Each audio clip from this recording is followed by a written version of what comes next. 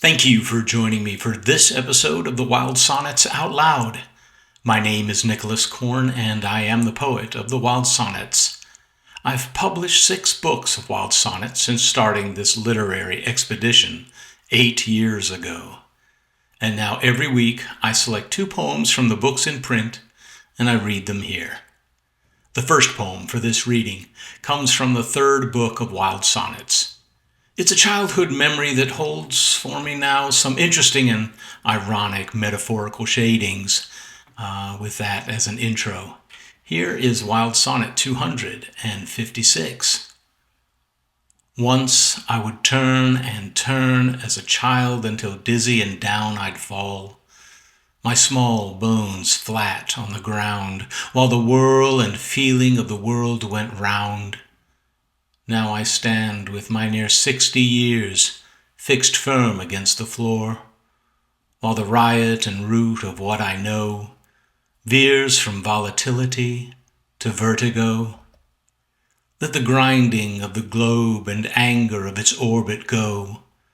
The spindling of the mind may wish for simple quiet, calm and same, but does not answer to its own suggestion. Thinking circles, as all history does, a worry winding this day to the next and on, until we fall into the ground that's gone. And that was Wild Sonnet 256, from the Wild Sonnets, Volume 3. The next Wild Sonnet is from the 6th volume in the series. It considers the question whether our thoughts originate with us or arise from a more automized response to the events around us and those with whom we come in contact. And in response to that, here is Wild Sonnet 564. Men have their engines on which their agencies rely, as do the spirits of the world, and those are we.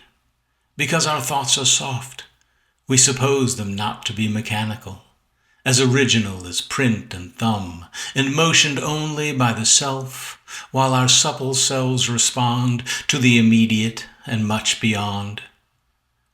And yet there is a steam within us which will say no, will slow the gears from where they grind to go, refuse the cog and notch, and suggest instead it stand apart from common question and command.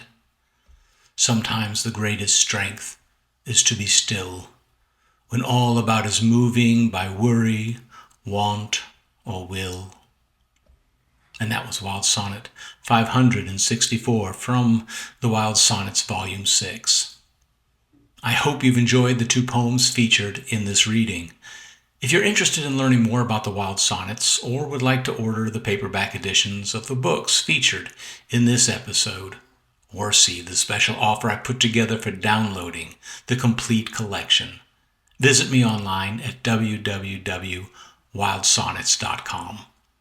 And by the way, the 7th book of Wild Sonnets is coming in August. If you are interested, go ahead and subscribe to this channel, because I will be reading from the new book once it's out. And finally, I just want to thank you for watching. I'll be back in a few days to share 2 more poems in the next episode of the Wild Sonnets Out Loud.